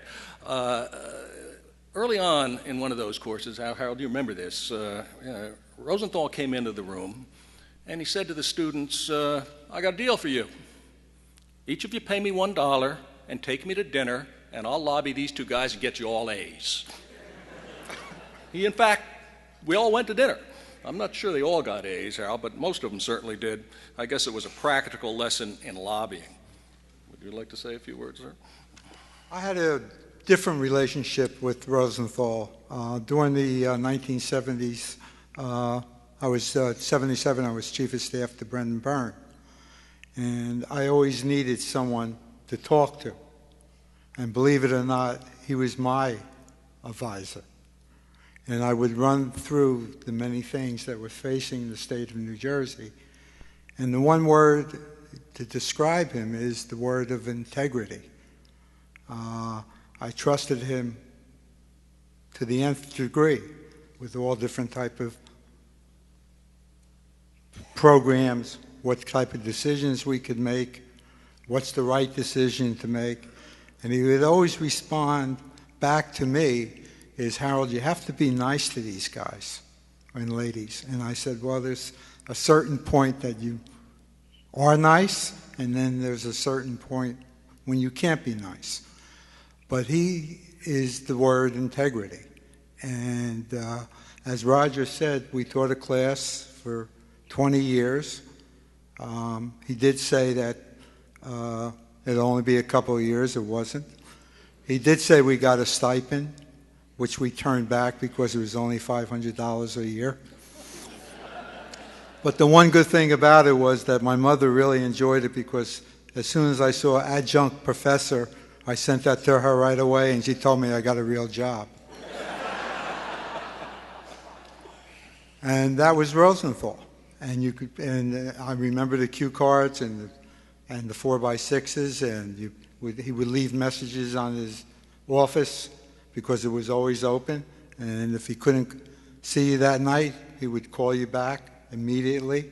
And we did have discussions. And because of him, I believe that New Jersey is a better place today. Harold, you're absolutely right. We did rapidly go from visiting professor to volunteer visiting professor under Alan Rosenthal's tutelage. Let me tell you another quick story about Alan. It relates to redistricting. It was late 1991. Some of you in this room, I'm sure many recall. The Republicans took veto-proof majority of both houses of the legislature in that 91 legislative election. During the lame duck session, the Democrats, I'm sure for all good reasons, certainly wise and reasonable reasons, decided to employ a good government policy and utilize a congressional redistricting commission procedure. as versus, of course, the tried and true and fair and honorable process of having the state legislature draw the map. It was a 12-member commission, 6 Republicans, 6 Democrats. I was the chairman of the Republican delegation, and our Democratic colleagues and we certainly agreed that Alan would be a wonderful choice as the 13th and deciding member.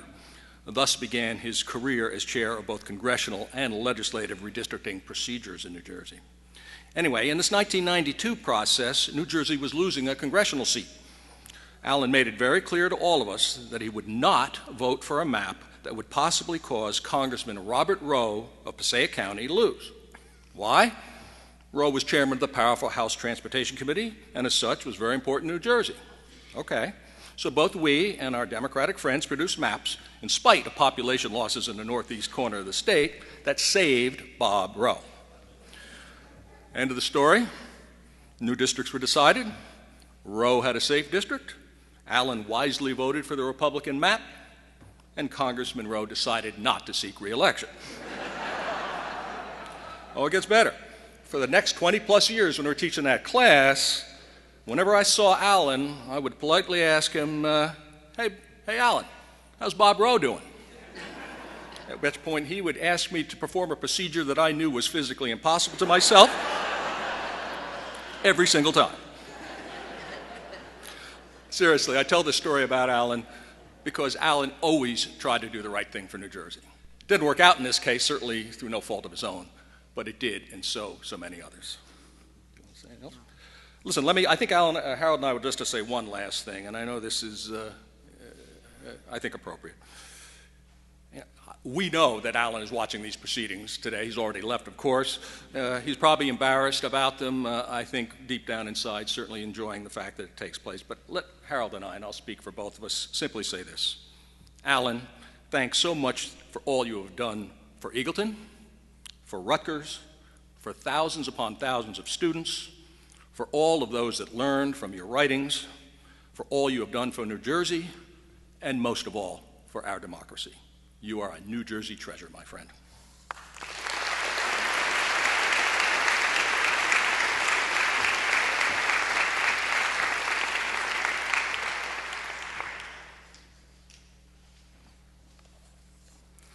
Good afternoon, maybe good evening, I'm not sure.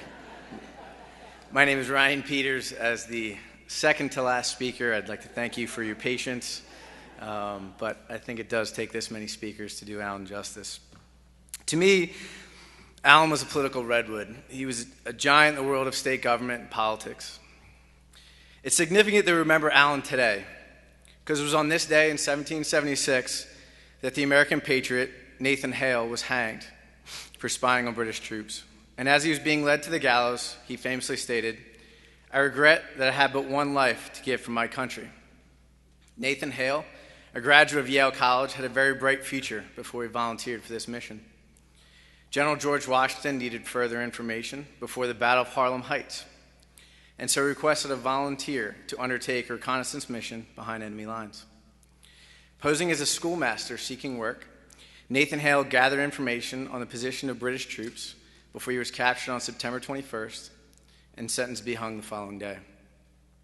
Alan, after literally working behind enemy lines during the early days of the Cold War, came home and received his second Ivy League degree. Also posing as a schoolmaster seeking work, Alan went behind enemy lines and worked on improving legislatures, lamenting that even sausage making was cleaner, more efficient, more collaborative, and better labeled in the legislative process. Both his military service and his tireless efforts of improving democracy are evidence of Alan's patriotism and love of country. If you knew Alan, you had to love him. He had a self-deprecating style that immediately disarmed you and made you forget his impressive credentials and renown in national politics. But Alan also had a funny way of showing affection. For me, it usually centered on placing me in the most awkward situation possible and then laughing with me when it was over. We went down to Maryland. We visited Annapolis State House, and we went to Ram's Head, and we were waiting on a state representative to show up. He was voting on a bill at the time, and so we had some time to kill. So Alan stood up in front of the entire restaurant, Eagleton program. Everyone was there, quieted him down, and said that I would like to myself say a few words about my time at Annapolis. After fumbling and stumbling through speech and saying whatever came to mind, and I'm not really sure what I said, Alan was there at the table next to me with a beer and that crooked smile on his face, and laughing louder and said, "Boy, I really got you, didn't I, fucker?" Even after I was no longer a student of Alan's, he kept in touch and always offered advice and valuable insights. In a time of fierce partisanship, Alan was as bipartisan as they come. Though I'm a Republican and Alan was a Democrat, which is, as Ruth said, that's Alan's idea of diversity in Eagleton, is to find the Republican. It was me last year. When my name was briefly floated as a candidate for the New Jersey Assembly, Alan was the first to call and offer support. Now, if you go to him with questions about maybe possibly running, imagine what happens when someone may or may not ask you. I work in Philadelphia as an attorney, and my assistant told me to please call a guy named Rosenthal because he won't stop calling, and he asked that you call him before you call some guy from the Star-Ledger. So I did. I called him back. He offered to make calls and set up meetings, though he'd just been diagnosed with cancer and was facing the prospect of chemotherapy. Though I had reservations, Alan convinced me that I should run. And it was only after I was recalled to active duty military service and would be deployed before this November's election that we both agreed to postpone until a later date. I know that should I ever be asked to serve again, Alan will be there with me in spirit to guide me. I always miss my friend and my mentor and will cherish the lessons he taught me, that in politics, service should always come for self. And as I close here today, I will echo the words that were once spoken on this same day. I regret that Alan Rosenthal had but one life to give in service of his country. Thank you.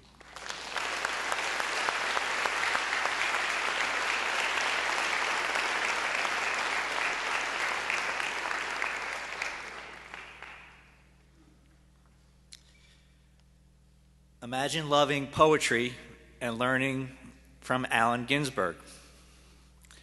Imagine loving aerospace and learning from Alan Shepard.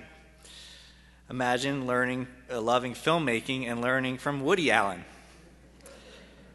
Well, if you had this rare, uncurable disease of being curious or interested about state politics or state legislature, this campus had its own Alan Rosenthal, the foremost expert in state legislatures in the United States of America.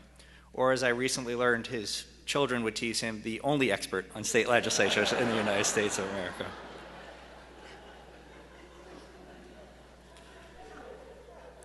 Thank you to Rutgers, Alan's dear friend Ruth Mandel, her incredible team here at Eagleton for organizing this great tribute. Alan Rosenthal had a Cooperstown career and legacy. His qualities are well chronicled and have been discussed here today at length. True friend, loving family member, comedian, path-breaking author, award-winning academic, great mentor, brilliant colleague, and of course a fashion icon. But a couple weeks ago, Alan's son Tony talked about one of Alan's overlooked qualities as a great listener, which I feel is so true. And it made me want to try to briefly focus on a couple qualities Alan possessed that might not otherwise be addressed today. Number one, Alan as an optimist. Now, you got to hear me out on this because we all know Alan often had this look on his face like, come on, stop BSing me, right? We've all seen that look, which is a real Jersey quality. But in my view, a big part of Alan's greatness was his optimism. Sam Rayburn said that any jackass can kick down a barn, but it takes a good carpenter to build one. And it wasn't exactly fashionable to be viewed as a defender of state legislatures. But instead of taking cheap shots at politics and politicians from the cheap seats of an ivory tower, Alan decided to make real contributions to his field of study through observation and through insight. Or as the New York Times, and I love how they described him in his obituary, a political anthropologist. Instead of issuing the lazy critiques of what's wrong with state legislatures, he shared ideas on how to improve them and what can be right with these bodies. And although Alan defended the legislative process, let's be clear, he was not an apologist, because after all, his research on state legislatures and their deficiencies are what led to the reforms which now make his true legacy. Number two, Alan as a political spy. Now, Alan, of course, was an actual spy for the United States military. And we all know it's a skill set that he applied to his future career. How about Alan's ability to get some of the most powerful people in the state of New Jersey to open up to him in a way that would make a Catholic priest tip his zucchetto, that would make Barbara Walters say, wait a minute, how did you do that? Alan told me once that early on in his career, he was talking to an office holder and he was a little heavy-handed with the questioning and becoming too intrusive, and he said, I learned quickly that if I just kind of hung around, I would get all the information that I needed. And whether you were a student or a guest speaker in his classroom, Alan not only had this intellectual curiosity, but he was always taking notes for his books. And come to think about it, it was sort of like a police interrogation, at least an effective one. You know, you were on his classroom couch, feeling comfortable. You know, occasionally he would feed you. He would laugh, make you feel great, and before you knew it, you signed the confession. Finally, Alan was a gardener, a political gardener. His love for state legislatures was contagious. Alan bred an entire generation of leaders, lobbyists, staffers, and whether you wanted a cup of coffee in politics just to see what it was all about, or perhaps a career in state government, Alan had the ability to make that happen, and he did for so many of us. If you think about it, Alan created these field of dreams in so many state capitals, and lucky for me and for many of us, we got to play on them. And so today's a very sad day because I think it's the last day we're collectively saying goodbye to Alan. But just like he loved Seinfeld, even since Alan has passed, I've just invoked his name. Alan brought to my attention a study that state legislatures' approval ratings are always at their highest when they're in recess. That if you're a public official, it's okay to travel on the taxpayer's dime, so long as you go to a place that's colder than where you live. So traveling to Buffalo is completely permissible, but you'll get tattooed by the press if you go to San Juan. But more fundamentally, what I really appreciate Alan teaching me is this view of the institution and the legislature, and that the merits actually carry the day more often than many members of the public or the press will ever acknowledge. So, learning aviation from Earhart, learning singing from Sinatra, learning about gorillas from Jane Goodall. How lucky was I that I got to learn about state politics from Alan Rosenthal. What a great man, what a great mentor, and what a great legacy. Thank you.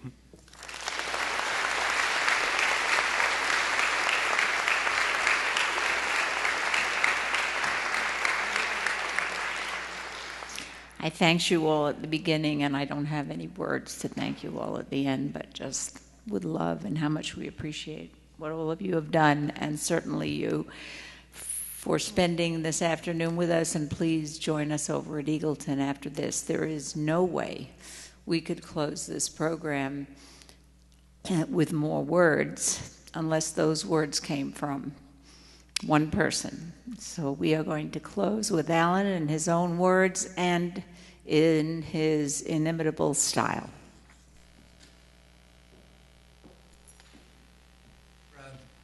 You're making a turn here, and you're writing a book about a different subject. Why this book, and why this subject? That's a good question. Let's check out. Now, you got a little wrinkle here. Pull your shirt in a little bit. Oh, I'm glad you asked that question. Okay. Here? Oh, no, I mean, this side. Oh, I see. Yeah. Where's your wife?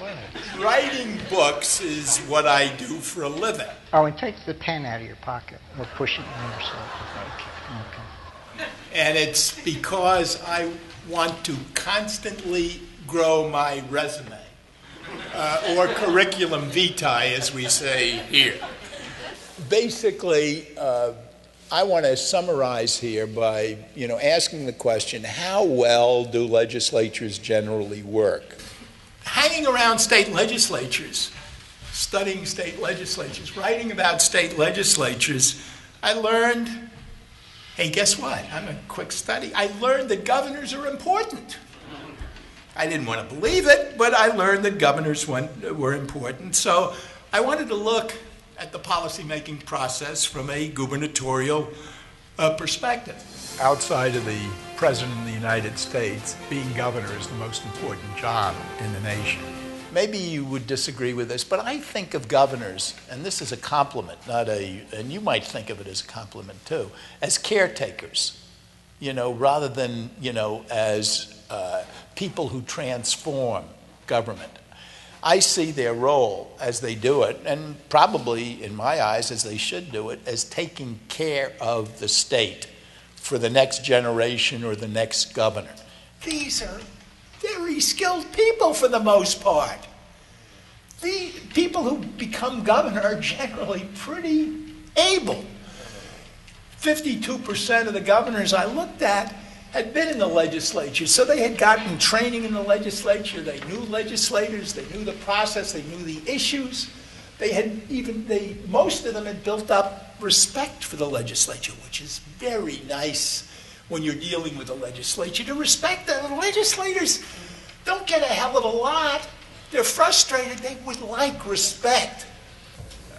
Let me introduce myself, since nobody has introduced me. I've spent a career studying legislatures, and so I certainly have a legislative perspective and little else. Generally, you've got to look at each legislature differently, and you've got to look at each legislature separately and at different points of time. But I'm trying to generalize about the system generally. I'm doing, what I can and, what my feeble imagination permits me to do, what I'm comfortable doing, what I'm equipped to doing, what I'm temperamentally disposed to do. I'm doing my little piece.